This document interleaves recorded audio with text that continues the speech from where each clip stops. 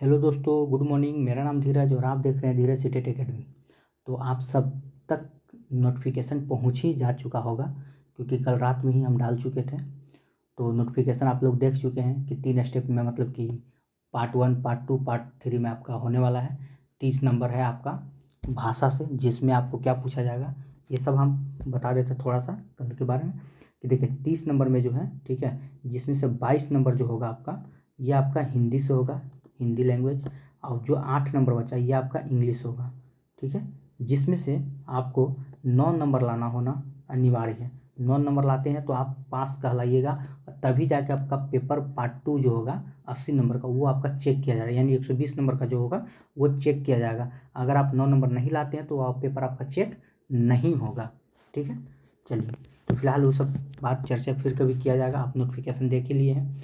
सीटों की संख्या की अगर बात करें तो वो सब बढ़ता घटता रहेगा। अभी तक भी कल भी बोले थे अतुल प्रसाद जी, उसको बढ़ाया घटाया जा सकता है, आप टेंशन मत लीजिए।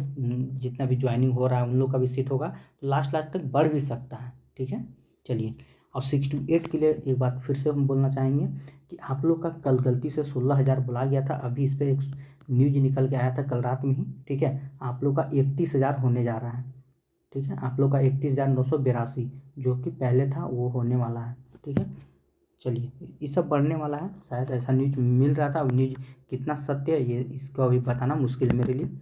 चलिए, तो फिलहाल हम चलते हैं सेट की ओर। ये जो सेट आप देख रहे हैं, अब ये सेट का कोई मतलब नहीं रह गया, क्योंकि अब आपको 150 नंबर का सेट मारना है। 2.5 घंटा की जगह पे आप 2 घंटा ही लीजिएगा समय, तो बेटर है, ठीक है।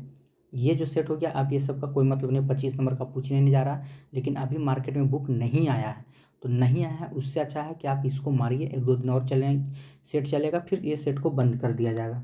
अब बुक नया आएगा तो नया तरह से हम शुरू करने वाले हैं, ठीक है। तो फिलहाल के लिए तो अच्छा है कि कुछ ना करने से बेटर है कुछ कर किया जाए। तो आप सब भी अपना तैयारी में लगे रहिए, ठीक है।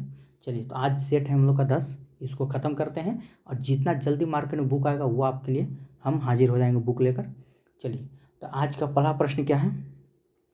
हाँ, इसको शुरू करने से पहले हम आपको अभी भी एक बार फिर से बताना चाहेंगे कि अगर आप टीजीटी या पीजीटी का तैयारी कर रहे हैं, ठीक है, अगर आपका तैयारी टीजीटी पीजीटी का हो तो आपके लिए देखिए, अगर आप टीजीटी पीजीटी का तैयारी कर रहे हैं तो इसके लिए आपके लिए क्या है, यहाँ पे हम क्या लेकर आए हैं कि पूरा आपका चैप्टर वाइज, ठीक है। पहला बात कि SCERT पैटर्न पे होगा, पूरा का पूरा SCERT पैटर्न पे। आप बार बार हमको बताते हैं SCERT हो या NCERT हो, कोई अलग नहीं है, बस 2-3 चैप्टर का फ़र्क है, ठीक है।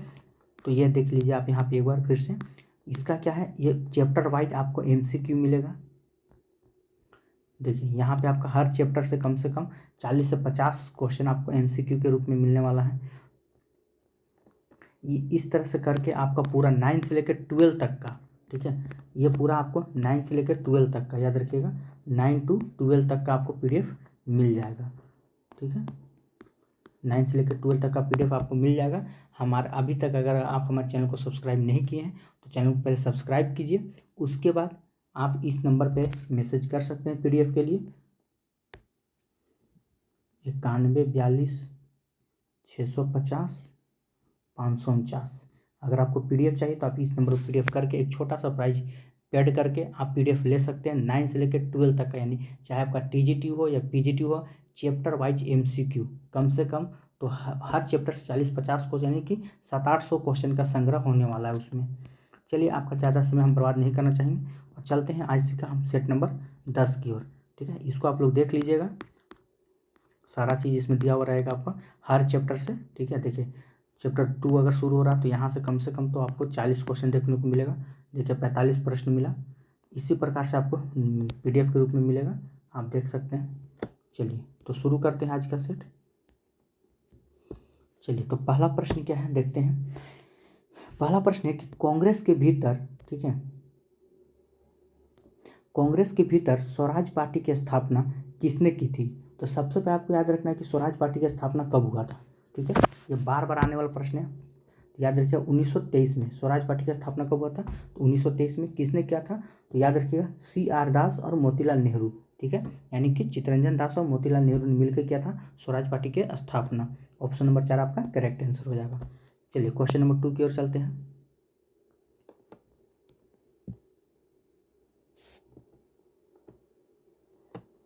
आइए, निम्नलिखित में से कौन सा वैदिक लेख पहली बार पूर्ण जन्म के सिद्धांत की प्रणालीगत व्याख्या देता है? ठीक है, तो कौन सा देता है? ये हो जाएगा आपका छांदोग्य उपनिषद देता है। ऑप्शन नंबर 1 आपका राइट आंसर हो जाएगा। चलिए क्वेश्चन नंबर 3 की ओर चलते हैं।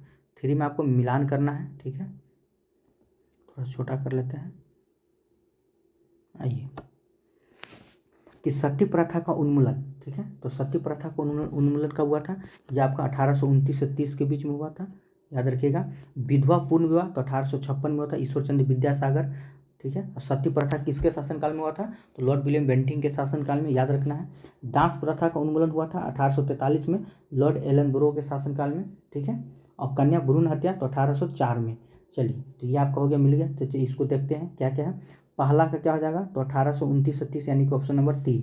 1 का 3 देखिए किस में है, यानी कि 3 ऑप्शन में भी और 4 ऑप्शन में भी है। आगे बढ़ते हैं। दूसरा क्या है? विधवा पूर्ण विवाह तो 1856, ये आपको यहाँ भी दिख रहा है, बी 4 चलिए एक स्टेप और आगे बढ़ते हैं। चलिए, तो सी में देखते हैं। इसके बाद क्या है? तो कन्या भ्रूण हत्या कब हुआ था? तो ये आप देख सकते हैं 1804 में। तो सी का क्या हो जाएगा? सी का 2। तो सी का 2 किस में है? सी का 2, सॉरी, ये तो देखिए यहाँ पे गलती कर दिया। 4 आपको यहाँ भी दे रहा है, 4 आपको यहाँ भी दे रहा है। ये तो ऐसा हो भी नहीं कि जब आप यहाँ, ये गलत हो गया ऑप्शन। ठीक है, 3 नंबर ऑप्शन आपका गलत है, यानी कि यहाँ पे आपका ऑप्शन ये हो जाता, थोड़ा सा मिलाने में ये आंसर यहाँ पे गलत दिया हुआ है। ठीक है, सिंपल सी बात है, आपको याद होगा। ये इसका राइट आंसर हो जाएगा 4। आंसर सुधार लीजिएगा, थोड़ा सा यहाँ पे मिस्टेक कर दिया है। चलिए, दोनों 4 लिख दिया है। आगे बढ़ते हैं, क्वेश्चन नंबर 5 की ओर चलते हैं। थोड़ा जूम कर लिया जाए इसको। आइए, निम्नलिखित में से कौन सा ईसा पूर्व युग में प्राचीन भारतीय इतिहास की एक घटना नहीं है? तो कौन नहीं है? तो याद रखिएगा, चतुर्थ बौद्ध संगीति। ठीक है, ये ईसा पूर्व की घटना नहीं है, क्योंकि ये प्रथम शताब्दी ईस्वी में मतलब चतुर्थ बौद्ध संगीति हुआ था। ठीक है, चलिए अगला देखते हैं क्वेश्चन नंबर 5 की ओर। 5 में क्या है? कि रैयतवाड़ी व्यवस्था जो ब्रिटिश भारत के कुछ भागों में शुरू की गई थी, कृषि भूमि के कृषकों से राजस्व एकत्रित करने की 2 मुख्य प्रणालियों में से एक थी। तो कौन सा था? इसके बारे में नीचे क्या है? यह मूल रूप से डैश के द्वारा शुरू की गई थी। ठीक है, तो किसके द्वारा शुरू की गई थी? तो 5 का राइट आंसर क्या हो जाएगा? तो शेरशाह सूरी के द्वारा शुरू की गई थी। चलिए क्वेश्चन नंबर 6 देखते हैं। 6 में क्या है? आइए, निम्नलिखित में से कौन मुगल बादशाह अकबर की ओर से पैरवी करने के लिए बादशाह के राजदूत के साथ इंग्लैंड गए थे? ठीक है, तो कौन गए थे? तो 6 का राइट आंसर क्या हो जाएगा? ये हो जाएगा आपका राजा राम मोहन राय गए थे। चलिए 7 नंबर क्वेश्चन की ओर चलते हैं। 7 में क्या है? बाबर की मृत्यु 26 दिसंबर 1530 को हुई और उसे आगरा के आरामबाग में दफनाया गया। बाद में शेर शाह के शासन के काल के दौरान उसके शरीर को निम्नलिखित में से किस स्थान पर ले जाकर दफनाया गया? ये तो सबको पता होगा। ठीक है, क्या कौन सा स्थान था? तो काबुल का। चलिए, एक बात और आपको बता दें कि अब जो है ना आपका, एक मिनट, आइए, अब जो है आपको सिर्फ 2 ही सब्जेक्ट पढ़ना है। ठीक है, जिनका हिस्ट्री ऑनर्स होगा। ठीक है, अगर आप ऑनर्स में हिस्ट्री रखे हुए हैं तो आपको हिस्ट्री 40 नंबर का पूछा जाएगा। अगर सब्सिडरी में आपका ज्योग्राफी हो या पॉलिटिकल साइंस हो या इकोनॉमिक्स हो, कुछ भी हो, तो सब्सिडरी से एक विषय आप उठा लीजिए, चाहे जो उठाना है आपको।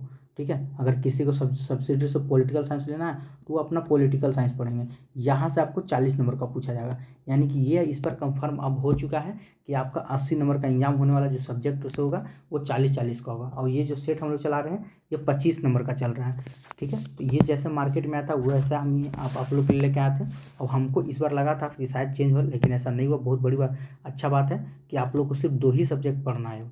अब तीसरा सब्जेक्ट की ओर देखना भी नहीं है, चाहे इकोनॉमिक्स हो या वो हो। ठीक है, आप लोग अपना अपना सब्जेक्ट को पढ़िए, दूसरा को देखना बंद कीजिए। अब इकोनॉमिक्स पढ़ने की जो कोई ज़रूरत नहीं है।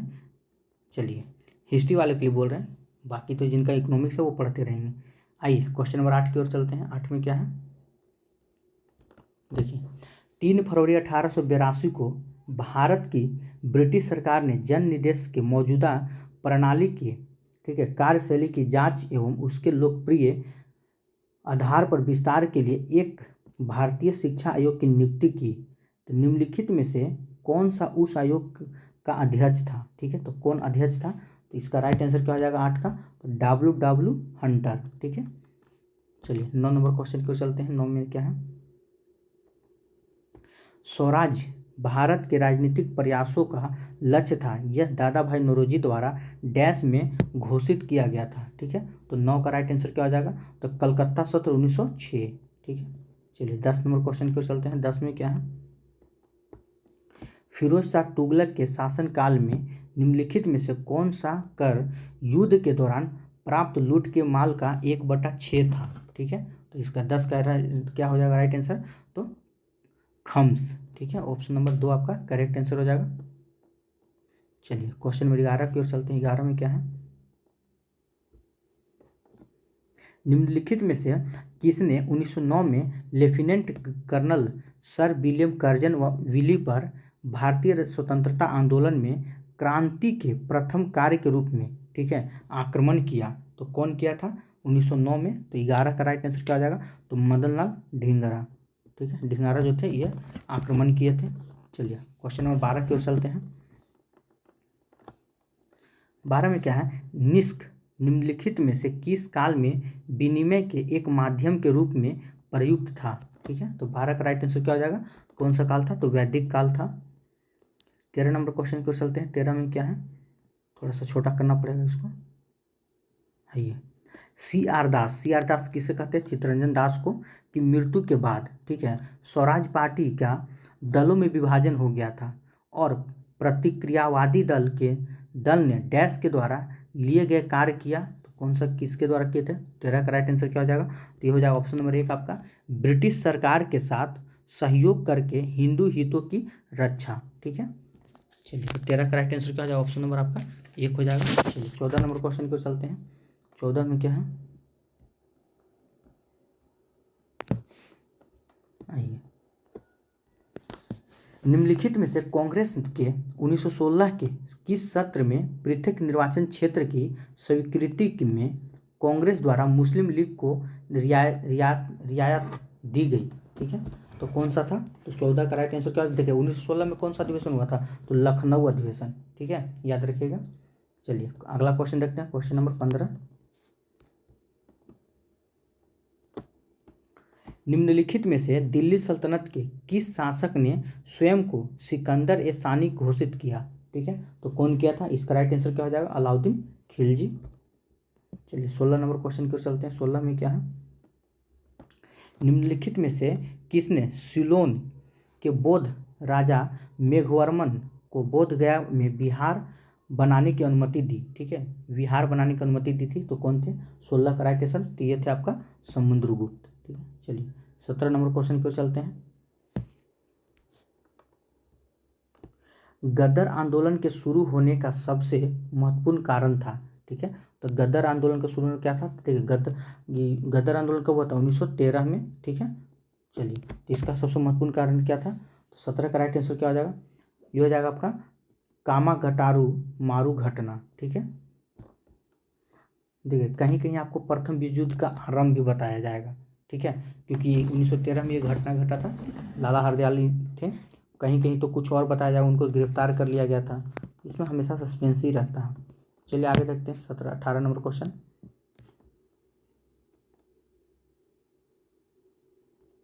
आइए, निम्नलिखित में से किसके लिए शेर शाह सूरी को नहीं जाना जाता है? तो शेर शाह सूरी को किसके लिए नहीं जाना जाता है? तो इसका राइट आंसर क्या हो जाएगा? देखिए नहरों द्वारा सिंचाई प्रणाली शुरू करने के लिए इसके लिए नहीं जाना जाता। बाकी आपका तीनों सही है। चलिए 19 नंबर क्वेश्चन की ओर चलते हैं। 19 में क्या है? निम्नलिखित में से किसने 1613 ईस्वी में सूरत में कांग्रेस द्वारा कारखाना स्थापित करने के लिए फरमान जारी करने हेतु जहांगीर को प्रभावित किया? ठीक है, तो 19 का राइट आंसर क्या हो जाएगा? तो ये हो जाएगा 19 का आपका। चलिए देखते हैं ऑप्शन नंबर क्या है। चलिए इसका हो जाएगा ऑप्शन नंबर आपका 4। ठीक है, अंग्रेजों द्वारा पुर्तगालियों के नौसैनिक स्क्वाड्रन की हार। 20 नंबर क्वेश्चन के चलते हैं। बहुत वीवीआई क्वेश्चन है 20 नंबर। ठीक है, इसको आप अच्छे से याद कर लीजिएगा, बार बार पूछते जा रहा है। जितना भी हम सेट करवाते कम से कम 3-4 सेट में ही हमको देखने को मिल गया। यंग बंगाल आंदोलन के पीछे प्रेरणा कौन था? ठीक है, तो याद रखें हेनरी वियन डेरोजियो। ठीक है, चलिए 21 नंबर क्वेश्चन को चलते हैं। 21 में क्या है कि सन 1939 में बिहार में, ठीक है, अंबारी सत्याग्रह का नेतृत्व किसने किया था? तो किसने किया था? 21 का राइट आंसर क्या हो जाएगा? तो राहुल सांस्कृतियायन। अगला क्वेश्चन देखते हैं, क्वेश्चन नंबर 22 की ओर। थोड़ा सा इसको छोटा करना पड़ेगा आपको। चलिए क्या है कि सिंधु घाटी सभ्यता, देखिए अब आप पढ़ रहे हैं 9-10 का, थोड़ा सा यहाँ फोकस कीजिएगा। आप पढ़ रहे हैं 9-10 का, अगर आप 9-10 का हिस्ट्री का सिलेबस उठाइएगा, कहीं भी आपको सिंधु घाटी सभ्यता के बारे में पढ़ने के लिए नहीं मिलेगा। उठा के देख लीजिए, सिंधु घाटी सभ्यता आपको 9-10 में नहीं पढ़ना है। 9-10 में ओनली फॉर वर्ल्ड हिस्ट्री पढ़ना है। तो सिंधु घाटी सभ्यता कहाँ से आ गया बताइए? ये आपका 11-12 से लिया गया है, सिंधु घाटी का सभ्यता का चैप्टर। ठीक है, जो भी है 9-10 का जो आप पढ़ रहे हैं ना, मेरा PDF अगर लिए होंगे उसमें कहीं भी सिंधु घाटी सभ्यता लिखा हुआ होगा तो दिखाइएगा। ये आपको उधर से उठाया गया, यानी कि 12 तक का, यानी कि 9 to 10 का आपको टीचर बनना है, 11-12 तक आपको कवर करना होगा। ठीक है, चलिए आगे देखते हैं। तो इसका क्या हो जाएगा देख लेते हैं। सिंधु घाटी सभ्यता का, ठीक है, उद्वाचन अभी तक नहीं किया गया, निम्नलिखित में विचार करें। क्या है? तो इसका राइट आंसर 22 का क्या हो जाएगा? चलिए देखते हैं। उनकी भाषा के बारे में कोई जानकारी नहीं है। क्या ये सही है? तो ये बिल्कुल आपका सही है। अभिलेखों की छोटी लंबाई है, तो ये भी आपका सही है। तीसरा द्विभाषा लेखों की अनुपस्थिति, तो ये भी आपका सही है। यानी कि तीनों का तीनों आपका सही है। ठीक है, चलिए तो इसका राइट आंसर क्या हो जाएगा? Option number 4। चलिए क्वेश्चन नंबर 23 की ओर चलते हैं। 23 में क्या है? ग्वालियर के निकट बाघ की गुफाएं निम्नलिखित में से किस युग की चित्रकला का प्रतिनिधित्व करती है?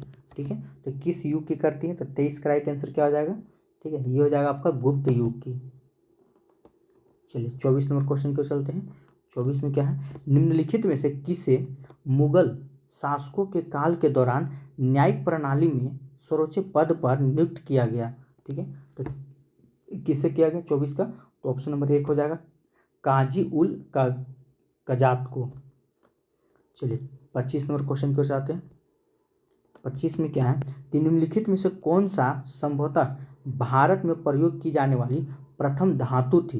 ये तो सबको पता होना चाहिए था। ठीक है, कौन हो जाएगा? तांबा। तो ये आपका हिस्ट्री का मात्र 25 नंबर का था, ये हो चुका है ख़त्म। ठीक है, बस मार्केट में बुक आने दीजिए।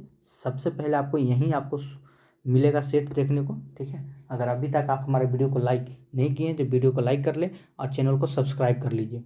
ठीक है, 8 या 9 तारीख से आपका बुक मार्केट में आ जाएगा और हम लोग 10 तारीख से पहले ही शुरू कर देंगे। ठीक है, प्रत्येक दिन आपका एक एक सेट कंप्लीट होते जाएगा। चलिए देखते हैं आगे क्या है। आइए,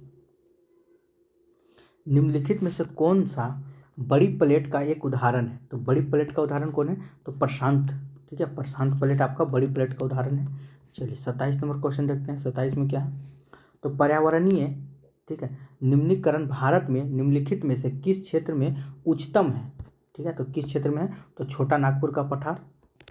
चलिए अगला क्वेश्चन देखते हैं। क्वेश्चन नंबर 28 में क्या है? एशियाई देशों के निम्नलिखित में से किस समूह से होकर कर्क रेखा गुजरती है? ठीक है, तो किस समूह से होकर कर्क रेखा गुजरती है? तो इसका राइट आंसर क्या हो जाएगा? ऑप्शन नंबर आपका 3 हो जाएगा, सऊदी अरब और सऊदी अरब हो जाएगा, संयुक्त राज्य अरब अमीरात हो जाएगा और ओमान हो जाएगा। अब आपको लगता होगा कि भारत भी है, बांग्लादेश भी है, इंडोनेशिया है, तो नहीं, इंडोनेशिया से होकर नहीं गुजरती है। ठीक है, याद रखिएगा। चलिए अगला क्वेश्चन देखते हैं। क्वेश्चन नंबर 29, निम्नलिखित में से कौन सही सुमेलित है? ठीक है, तो कौन सही सुमेलित है ये आपको बताना है। देखिए, चलिए तो इसका राइट आंसर क्या हो जाएगा? ऑप्शन नंबर 4 हो जाएगा, नरोरा बांध गंगा नदी पे। ये आपका सही है, बाकी सब आपका गलत है। मेटूर बांध याद रखिए, पूछता है मेटूर बांध किस नदी पे है? तो कावेरी नदी पे। ये आपके लिए इंपॉर्टेंट है, ये पूछा जाता है। ठीक है, चलिए आगे देखते हैं। क्वेश्चन नंबर 30 की ओर चलते हैं। 30 में क्या है कि कृषि भूमि प्रयोग मॉडल एक आर्थिक मॉल है, यह डैश द्वारा बताया गया है। तो ये किसके द्वारा बताया गया है? तो ये आपका हो जाएगा वॉन थ्यूनेन के द्वारा बताया गया है। चलिए ऑप्शन नंबर 1 हो जाएगा। 31 नंबर क्वेश्चन देखते हैं। 31 में क्या है? अपने ही स्थान पर सेलों की विघटन और अपघटन की प्रक्रिया कहलाती है। तो क्या कहलाती है? तो अपक्षय कहलाती है। ठीक है, चलिए 32 नंबर क्वेश्चन देखते हैं। क्या है 32 में कि जब उष्ण और हल्की वायु ठंडे और ठीक है अधिक गहरी वायु के विरुद्ध चलती है तो पूर्ववर्ती दूसरी के ऊपर चढ़ जाती है। ठीक है, तो एक वताग्र डैश कहलाता है। तो क्या कहलाता है? तो 32 का क्या हो जाएगा? तो उष्ण वताग्र कहलाता है। 2 ऑप्शन आपका सही हो जाएगा। चलिए 33 की ओर चलते हैं। 33 में क्या है? एक नदी ठीक है झील या झरने जैसे जलापूर्ति वाले स्रोत के निकट स्थित एक स्थान डैश कहलाता है। तो क्या कहलाता है? 33 का राइट आंसर क्या हो जाएगा? तो ये हो जाएगा आपका नम बिंदु बस्ती कहलाता है। चलिए 34 नंबर क्वेश्चन देखते हैं। 2 या 2 से अधिक फसलें उगाना ठीक है लेकिन उसकी अनिश्चित खेती की समयावधि की प्रक्रिया क्या कहलाता है? ठीक है, तो क्या कहलाएगा? 34 का ये हो जाएगा अंतर फसल कहलाता है। 34 का ऑप्शन नंबर 1 आपका हो जाएगा। चलिए 35 नंबर क्वेश्चन को चलते हैं। मध्य प्रशांत महासागर से गुजरने वाली अंतर्राष्ट्रीय तिथि रेखा सामान्यतः डैश का अनुसरण करती है। तो किसका करती है? तो 35 का क्या हो जाएगा? तो 180 डिग्री देशांतर। 36 नंबर क्वेश्चन को चलते। 36 में क्या है? महासागरों और सागरों में पाई जाने वाली औसत लवणता है। तो कितना है? तो 36 का राइट आंसर हो जाएगा आपका 35%। 37 नंबर क्वेश्चन देखते हैं। महाद्वीपीय धारा के सिद्धांत के अनुसार 2050 में 250 मिलियन वर्ष पूर्व केवल एक महाद्वीप और एक महासागर था। ठीक है, तो उस महासागर का नाम था। तो उस महासागर का क्या नाम था? तो याद रखिएगा पैंथालासा। ठीक है, ऑप्शन नंबर बी आपका करेक्ट आंसर है। चलिए 38 नंबर क्वेश्चन को चलते हैं। 38 में क्या है कि शहरी और औद्योगिक केंद्रों में जब धुएं के साथ कोहरा मिल जाता है तो इसे क्या कहते हैं? ठीक है, तो 38 का राइट आंसर क्या हो जाएगा?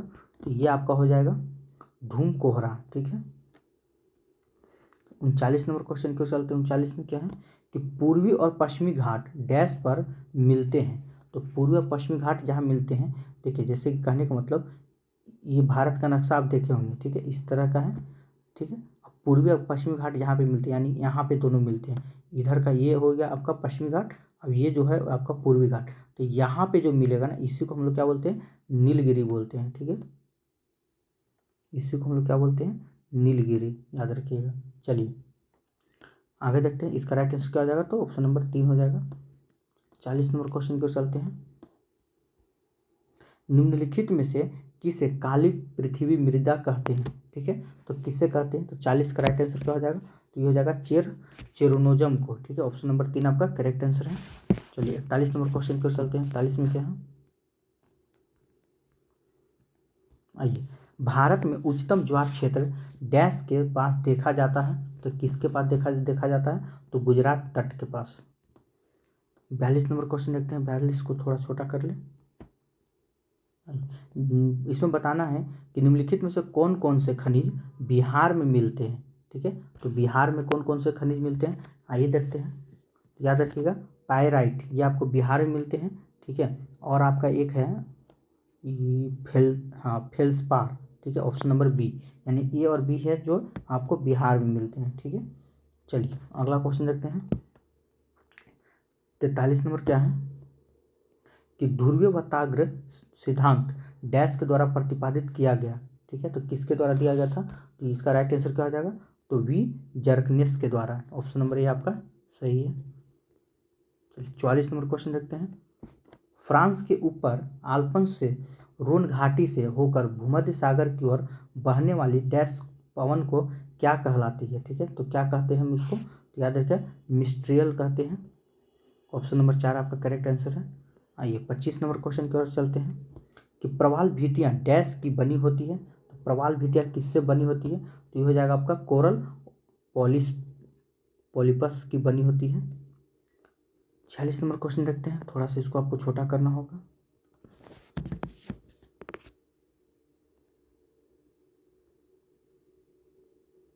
चलिए, क्या है प्रश्न कि बिहार में पटसन उद्योग की पट्टी, ठीक है, स्थित है। तो पट्टी किस कहाँ पे स्थित है, आइए देखते हैं। ये हो जाएगा आपका, याद रखिएगा, उत्तर पूर्वी बिहार के मैदान में, ठीक है, और मध्य दक्षिण बिहार के मैदान में, या ठीक है, यानी कि क्या हो जाएगा इसका 2 और 3 करेक्ट आंसर हो जाएगा।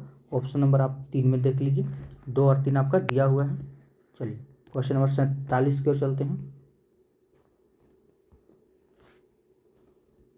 कि तापीय ऊर्जा परियोजना निम्नलिखित में से किस पर कोई प्रभाव नहीं डालता है, ठीक है। तो किस पर कोई प्रभाव नहीं डालता, तो ध्वनि प्रदूषण पर कोई प्रभाव नहीं डालता है।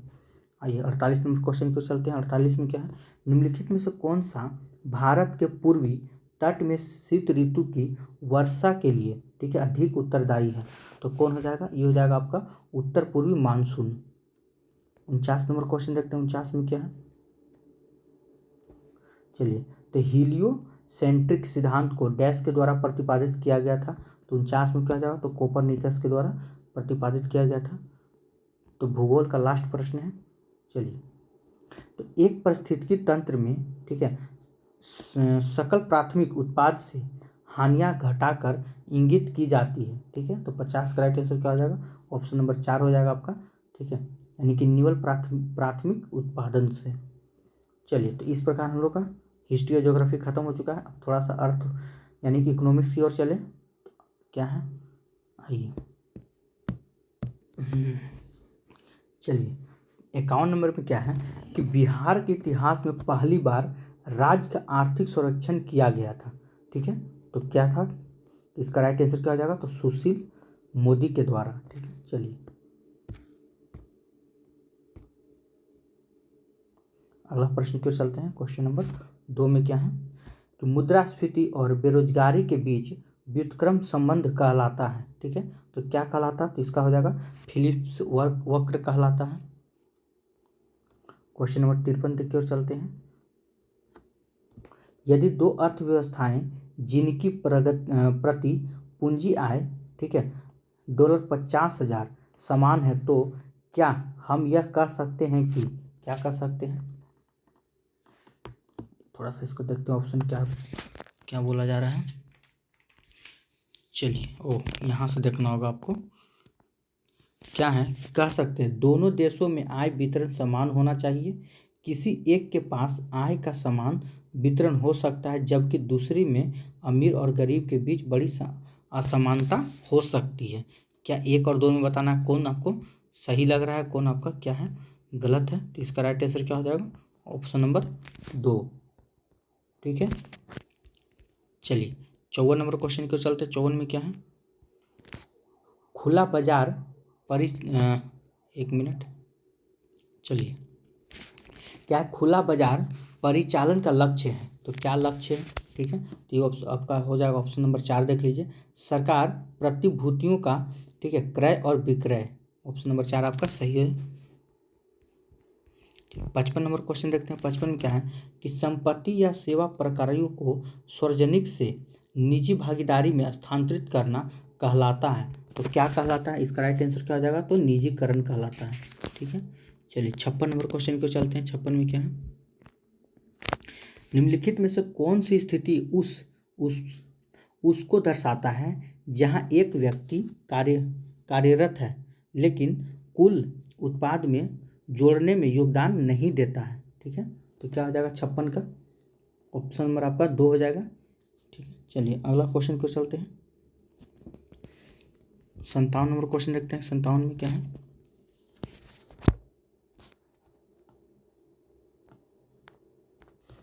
चलिए 57 बोलता है कि मुद्रा हेतु लेन देन मांग, सत्कर्ता मांग और सटोरी मांग का कुल योग कहलाता है, ठीक है। तो कुल योग क्या कहलाता है, 57 का राइट आंसर क्या हो जाएगा, ऑप्शन नंबर 4 देख लीजिए, मुद्रा हेतु तरलता वरीयता कहलाता है। 58 नंबर क्वेश्चन को चलते हैं। 58 में क्या है, विदेशी व्यापार में सरकार के हस्तक्षेप की नीति कहलाती है, ठीक है। तो क्या कहलाती है, तो 58 का हो जाएगा स्वतंत्र व्यापार कहलाती है। 59 नंबर क्वेश्चन चलते हैं। उत्पादन लागतों में वृद्धि द्वारा, ठीक है, ऊपर की ओर ढकेले गए मूल्य कहलाते हैं। तो क्या कहलाते हैं? तो इसका राइट आंसर क्या हो जाएगा 59 का? तो लागत जन मुद्रास्फीति कहलाते हैं। ठीक है, ऑप्शन नंबर 2 करेक्ट आंसर है। 60 नंबर क्वेश्चन को चलते हैं कि बढ़ती जनसंख्या की बढ़ती मांग को पूरा करने के लिए कृषि उत्पादन बढ़ाने के लिए, ठीक है, किए गए प्रयासों को क्या कहा जाता है? तो क्या कहा जाता है? तो इसका राइट आंसर क्या हो जाएगा? चलिए ऑप्शन देखते हैं। आइए, तो इसका राइट आंसर हो जाएगा कृषि विकास कहलाता है। ठीक है, चलिए तो राजनीतिक शास्त्र की ओर चलते हैं। जिनका भी पॉलिटिकल साइंस होगा वो देख सकते हैं। इसमें आपको मात्र 20 प्रश्न ही मिलेंगे। ठीक है, चलिए तो पहला प्रश्न क्या है कि गलत कथन का विचार करना है। एक देश जो गणतंत्र नहीं है वह लोकतंत्र भी नहीं है। ये तो ऐसा कहना गलत होगा। जो गणतंत्र नहीं है वो लोकतंत्र भी नहीं है, ये आपका गलत है। गलत कथन का विचार यानी कि यही ऑप्शन आपका सही हो जाएगा। चलिए 62 नंबर क्वेश्चन की ओर चलते हैं। 62 में क्या है? किसी राज्य का प्रधान परिषद किसके द्वारा बनाई या समाप्त की जा सकती है? तो इसका राइट आंसर क्या हो जाएगा?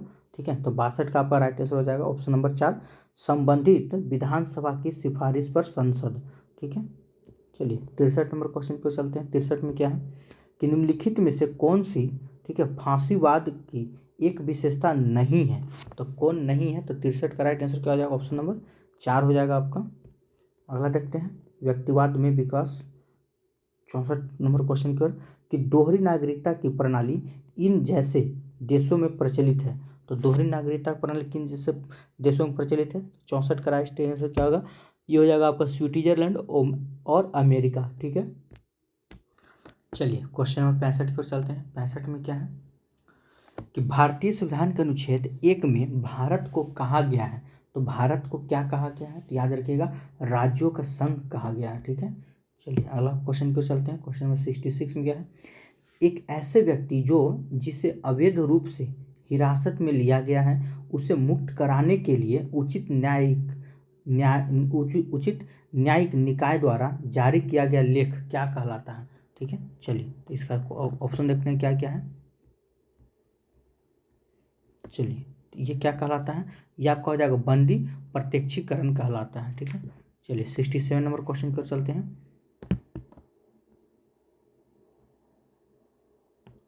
आइए, निम्नलिखित में से किस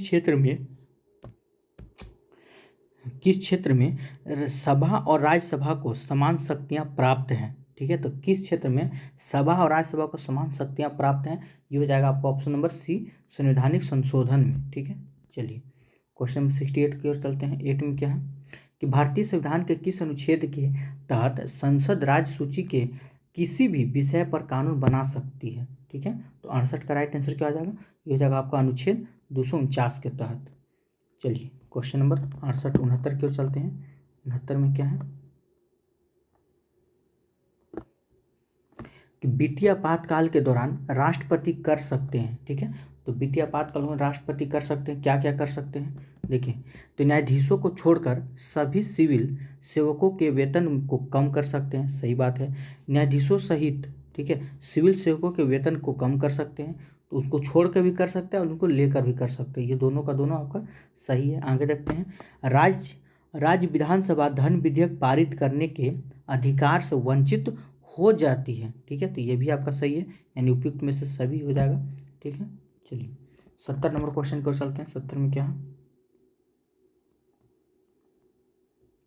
देखिए, निम्नलिखित में से कौन से दो कथन सत्य हैं? ठीक है, तो कौन से दो कथन सत्य हैं? तो भारत एक एकात्मक राज्य है, क्या ये सही है? तो ये भी आपका सही है। नहीं, भारत संघीय राज्य है, सॉरी, भारत आपका एक संघीय राज्य में आ जाएगा। ठीक है, अब भारत राज्यों का संघ है, ये भी आपका सही है कि भारत जो है राज्यों का संघ है। अच्छा, भारतीय संघीय राज्य एक आत्मिक संघीय है, मतलब 4 भी इसमें तो डाउट हो जा रहा है। देखिए इस क्वेश्चन में थोड़ा डाउट है। ठीक है, आंसर जो दिया हुआ है ना आपका, ये गलत दिया हुआ है। जो मैच करना चाहिए वो आपका नहीं दिया हुआ है। ठीक है, देखिए 2 और 3 आपको कहीं नहीं दिया ऑप्शन में, और 2 3 होना चाहिए था, तो 2 3 तो है ही नहीं। चलिए इसको आप लोग गोल कर लीजिएगा। नेक्स्ट क्वेश्चन को चलते हैं। Question number 71। आइए,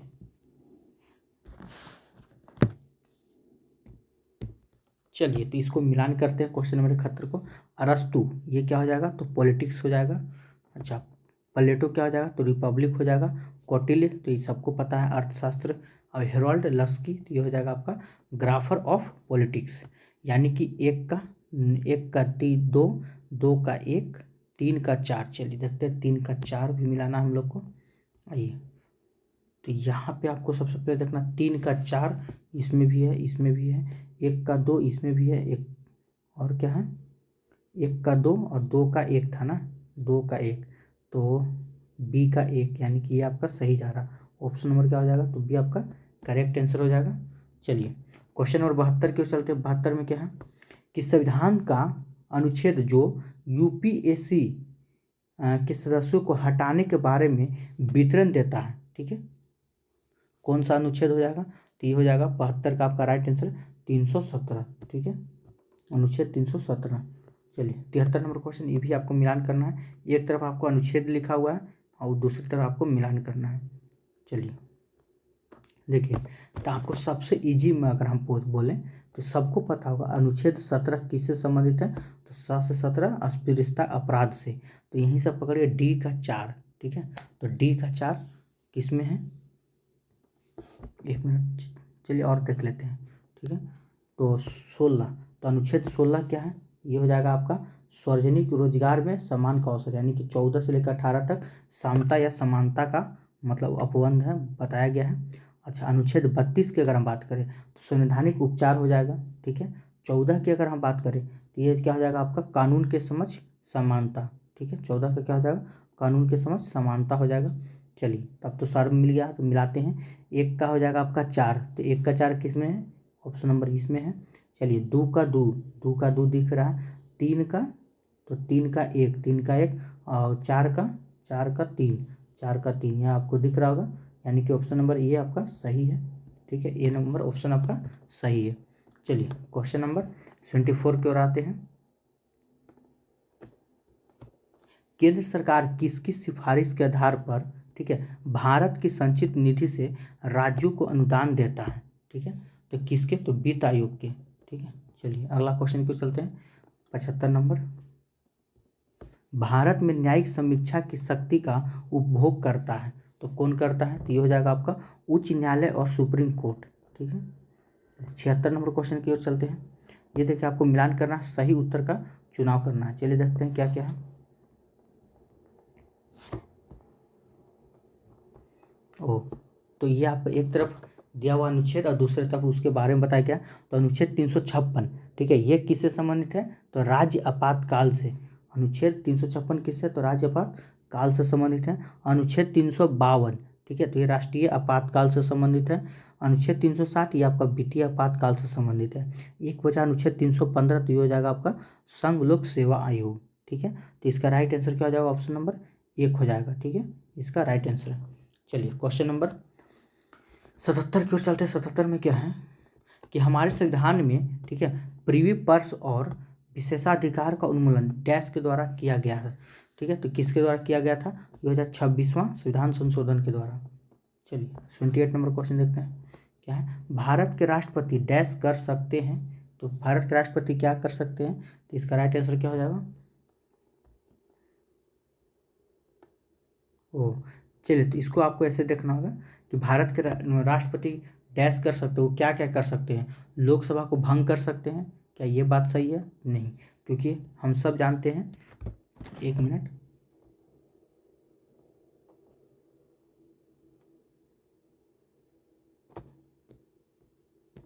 चलिए तो इसका राइट आंसर क्या हो जाएगा देखते हैं, और बाकी ऑप्शन देखना पड़ेगा। आइए क्या है कि लोकसभा की अवधि समाप्त होने पर चुनाव के लिए आदेश, तो ये तो लोग राष्ट्रपति कर ही सकते हैं, ये तो आपका सही हो जाएगा। आगे देखते हैं, संसद द्वारा पारित बिलों को सहमति देते हैं, ये भी सही है, ठीक है। संसद के संयुक्त सत्र को संबोधित कर सकते हैं, तो ये क्या कर सकते हैं, तो ये भी आप कर सकते हैं, तो इसका राइट आंसर क्या हो जाएगा। चलिए तो इसका आपका राइट आंसर हो जाएगा ऑप्शन नंबर 1 हो जाएगा, ठीक है। नेक्स्ट क्वेश्चन की ओर चलते हैं। 29 नंबर में क्या है कि संविधान का वह खंड जो अंतर्राष्ट्रीय शांति और सुरक्षा के प्रति राज्य की जिम्मेदारी के बारे में बताता है। ठीक है, तो कौन सा हो जाएगा? तो राज्य के नीति निर्देशक सिद्धांत हो जाएगा। 80 नंबर क्वेश्चन देखते हैं क्या है।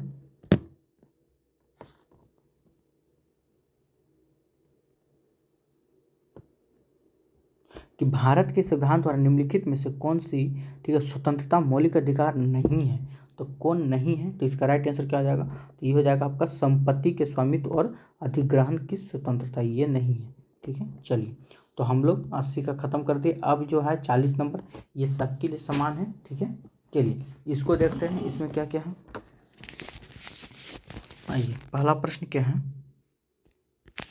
कि नमक पर ब्रिटिश एकाधिकार का विरोध करने के लिए महात्मा गांधी जी ने, ठीक है, यानी कि गांधी जी ने किस वर्ष में समुद्र तट दांडी मार्च किया था? ठीक है, तो कब किए थे? तो ये आपको 1930 में किया गया था। चलिए 82 नंबर क्वेश्चन देखते हैं क्या है। आधुनिक कंप्यूटर का जनक किसे माना जाता है? ठीक है, तो आधुनिक कंप्यूटर आपसे पूछ रहा है, ये नहीं कि आप जल्दबाजी में चार्ल्स बेबेज मार के आ जाइएगा। ठीक है, ये इसका राइट आंसर क्या आ जाएगा? Alan Turing. एलन ट्यूरिंग को कहा जाता है। चलिए 83 नंबर क्वेश्चन देखते हैं। जिला और सत्र न्यायाधीश डैश के सीधे नियंत्रण के अधीन कार्य करते हैं। ठीक है, तो किसके अधीन ये कार्य करते हैं? तो इसका राइट आंसर क्या हो जाएगा? चलिए इसका बाकी ऑप्शन देखना पड़ेगा हमको, क्या है। चलिए ये हो जाएगा राज्य के उच्च न्यायालय के अधीन काम करते हैं। 84 नंबर क्वेश्चन देखते हैं, थोड़ा सा छोटा करना पड़ जाएगा तभी आपको दिखेगा पूरा। आइए, निम्नलिखित में से कौन सा सतत विकास 2030 के लिए, ठीक है, यूएन का एजेंडा नहीं है? तो कौन नहीं है ये आपको बताना है। तो ये हो जाएगा विश्व की कुल जनसंख्या का 1/3 तक कमी करना। ठीक है, अगला प्रश्न पे चलते हैं। क्वेश्चन नंबर 85 में क्या है। आइए, कि भारतीय राष्ट्रीय कांग्रेस की पहली भारतीय महिला अध्यक्ष कौन थी? तो ये कौन थी? तो सरोजनी नायडू 1925 में। ठीक है, याद रखिएगा, ये बार बार आपसे पूछा जाता है। चलिए अगला क्वेश्चन देखते हैं। क्वेश्चन नंबर 86 क्या है कि एक किसान के घर में मुर्गियों और बकरियों के उनके सिरों की कुल संख्या 42 है और उनके पैरों की कुल संख्या 138 है। तो मुर्गियों की संख्या ज्ञात कीजिए। देखिए ये सब आपका मैथ रीजनिंग है। ठीक है, ये सब आप बना लीजिएगा, हम बस इसका आंसर बता देते हैं। चलिए जब आप इसको सॉल्व कीजिएगा तो ये आपका आंसर आ जाएगा 15। 87 नंबर क्वेश्चन देख लेते हैं। आइए, इसका राइट आंसर क्या आ जाएगा? 1/10।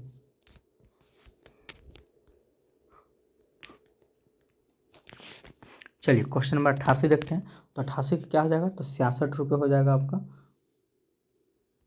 89 नंबर क्वेश्चन देखते हैं। 89 का क्या हो जाएगा? आइए,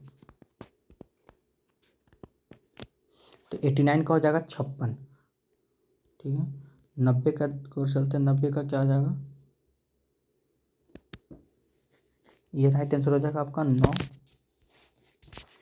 91 का राइट आंसर क्या हो जाएगा? 91 का हो जाएगा आपका, ऑप्शन नंबर देख लेते हैं क्या क्या है। ये हो जाएगा आपका ऑप्शन नंबर 3 हो जाएगा। चलिए सॉरी, इधर तो आपका पढ़ने वाला था ना। आइए, 6ठी शताब्दी ईसा पूर्व के प्रारंभ में भगवान महावीर का जन्म निम्नलिखित में से किस स्थान पर हुआ? ठीक है, तो 92 का राइट आंसर क्या हो जाएगा? ये हो जाएगा आपका वैशाली में। चलिए 93 नंबर क्वेश्चन को चलते हैं। 93 में क्या है? प्रदूषित हवा में निम्नलिखित में से किसकी उपस्थिति के कारण बुखार होता है? ठीक है, तो किसकी उपस्थिति के कारण बुखार होता है? 93 का राइट आंसर क्या हो जाएगा? तो हो जाएगा ऑप्शन नंबर 3, परागन के कारण। क्वेश्चन नंबर 94 को चलते हैं। राज्य के नीति निर्देशक तत्वों का उल्लेख भारतीय संविधान के निम्नलिखित में से किस भाग में किया गया है? ठीक है, तो 94 का क्या हो जाएगा? तो इसका राइट आंसर हो जाएगा आपका भाग 4। चलिए 95 नंबर क्वेश्चन देखते हैं कि घरों के बाहर फर्श को सजाने के लिए कला की निम्नलिखित में से किस शैली का उपयोग किया जाता है? तो कौन सा शैली का उपयोग करते हैं? 95 का राइट आंसर क्या हो जाएगा? तो याद रखिए कोलम।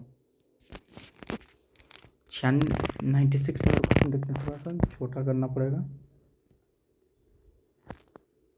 आइए, क्या है कि भारत में खिलाफत आंदोलन के बारे में क्या सही है, तो आपको यहाँ सही है वही बताना है। ठीक है, देखिए खिलाफत आंदोलन यह तुर्की के सुल्तान के समर्थन में एक आंदोलन था। ठीक है, ऑप्शन नंबर आपका बी सही है। चलिए 97 नंबर क्वेश्चन देखते हैं।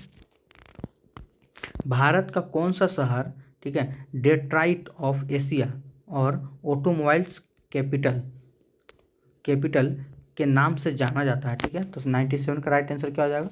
97 का हो जाएगा आपको चेन्नई। 98 नंबर विश्व रेड क्रॉस दिवस कब मनाया था? तो विश्व रेड क्रॉस दिवस कब मनाया था, तो सबको पता होना चाहिए, 8 मई को मनाया था। ठीक है, चलिए ऑप्शन, बाकी ऑप्शन देख लेते हैं। ये हो जाएगा आपका 8 मई। चलिए 99 नंबर क्वेश्चन देखते हैं। 99 क्या है कि मानसून पूर्व वर्षा जो केवल कर्नाटक के तटीय क्षेत्र में, ठीक है, एक सामान्य घटना है, तो जो स्थानीय तौर पर डैश के नाम से जाना जाता है। ठीक है, तो इसका राइट आंसर क्या हो जाएगा 99 का? ये हो जाएगा आपका आम्र वर्षा। ठीक है, क्या नाम से जाना जाता है? तो आम्र वर्षा। चलिए क्वेश्चन नंबर 100 की ओर चलते हैं। क्या है कि दक्षिण ध्रुव पर पहुंचने वाली भारतीय पुलिस सेवा की पहली महिला अधिकारी का क्या नाम है? ठीक है, तो 100 का राइट आंसर क्या हो जाएगा? तो ये हो जाएगा आपका अपर्णा, ठीक है, कुमार। चलिए, तो वैश्विक खुशहाली रिपोर्ट, ठीक है, पहली बार किस वर्ष प्रकाशित की गई थी? ठीक है, पहली बार पूछ रहा है आपको। 101 का क्या हो जाएगा? तो 2012 में प्रकाशित की गई थी। चलिए क्वेश्चन नंबर 130 देखते हैं कि इफेड्रा पौधे डैश को किसके अंतर्गत वर्गीकृत किया गया है? ठीक है, तो किसके अंतर्गत किया गया? तो इसका हो जाएगा ऑप्शन नंबर 3, अनावृत बीजी के अंतर्गत किया गया। चलिए 103 नंबर क्वेश्चन लेकर चलते हैं। निम्नलिखित में से कौन सा विटामिन में, ठीक है, ईस्ट प्रचुर मात्रा में पाया जाता है? तो 103 का क्या हो जाएगा? विटामिन बी में। आगे देखते क्या है, तो दिफू दर्रा कहाँ स्थित है? ठीक है, तो 104 का राइट आंसर क्या हो जाएगा? अरुणाचल हिमालय में। ठीक है, चलिए 105 की ओर चलते हैं। देखिए यंग बंगाल का आंदोलन किसने शुरू किया था? ठीक है, तो किसने शुरू किया था? 105 का राइट आंसर क्या हो जाएगा? देखिए क्वेश्चन आपको जस्ट पीछे भी आता है, यंग बंगाल। ठीक है, आपको हम बताएं भी थे कि हेनरी विवियन डेरोजियो। ठीक है, ऑप्शन नंबर 3 आपका सही हो जाएगा। चलिए 106 नंबर आपका मैथ है। ठीक है, इसको थोड़ा देख लीजिएगा, आप सब बना लीजिएगा। 106 का हो जाएगा आपका 36। 107 का क्या हो जाएगा? तो 107 का आपका राइट आंसर हो जाएगा 41। 108 नंबर देख लेते हैं। चलिए, तो 108 का राइट आंसर क्या हो जाएगा? तो 248 हो जाएगा, थोड़ा छोटा करना पड़ जाएगा। चलिए 109 का राइट आंसर क्या हो जाएगा? ये हो जाएगा आपका 5/11। चलिए क्वेश्चन नंबर 10 देखते हैं। 10 का राइट आंसर क्या हो जाएगा? तो ये हो जाएगा आपका 95 डिग्री। ठीक है, 11, ये 11 में क्या है? पूना समझौते पर किसने हस्ताक्षर किए थे? ठीक है, तो 111 क्या हो जाएगा? तो ऑप्शन नंबर 4 हो जाएगा, MK गांधी और BR अम्बेडकर ने।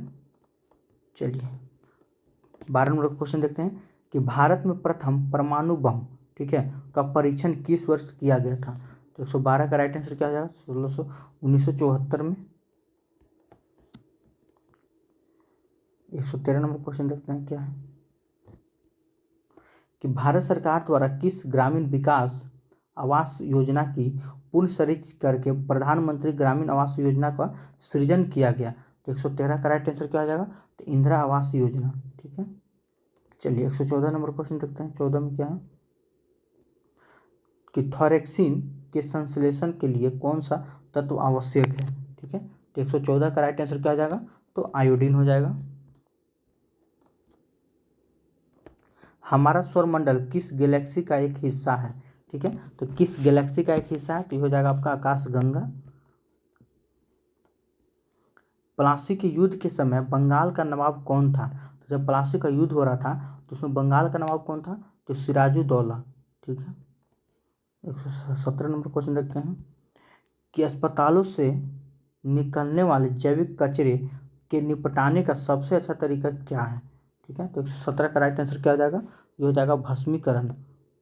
118 नंबर क्वेश्चन देखते हैं कि वायु मौजूद निम्नलिखित में से कौन सा तत्व चांदी की वस्तुओं को काला कर देता है? ठीक है, जब जब वायु के संपर्क में आती है, ठीक है, तो 118 क्या हो जाएगा, तो गंधक हो जाएगा आपका। 119 नंबर देखते हैं, सीधी कार्यवाही दिवस, ठीक है, डैश की घोषणा की गई थी, तो 119 का क्या हो जाएगा, तो ये हो जाएगा आपका, थोड़ा सा देख लेते ऑप्शन क्या है, मोहम्मद अली जिन्ना, ये आपका राइट आंसर हो जाएगा। चलिए 120 नंबर आज का लास्ट प्रश्न है आपका, क्या है कि इकोलॉजी शब्द किसने गढ़ा है, ठीक है, तो इकोलॉजी शब्द किसने गढ़ा है, ये हो जाएगा आपका अर्नेस्ट हैक्कल ने, ठीक है। चलिए ऑप्शन नंबर आपका 4 सही है। तो इस प्रकार हम लोग सेट आज 10 खत्म कर चुके हैं, ठीक है। एक आवश्यक सूचना आप लोग के लिए, सभी के लिए, देख लीजिए आप। देखिए अगर आप टीजीटी या पीजीटी की तैयारी कर रहे हैं तो हमारे पास सभी क्लास के लिए 9 से लेकर 12 तक का टीजीटी हो या पीजीटी हो, आपको पूरा एससीईआरटी पे आधारित एमसीक्यू मिलने वाला है, ठीक है। देखिए यहाँ से आपका एमसीक्यू शुरू होता है, ठीक है, हर चैप्टर से कम 30-40 क्वेश्चन आपको देखने को मिल जाएगा, ठीक है।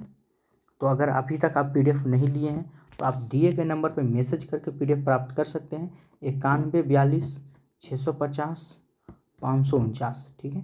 इस पर आप एक छोटा सा रकम पेड करके और आप पीडीएफ ले सकते हैं। चलिए तो आज के लिए इतना ही। जय हिंद, जय भारत।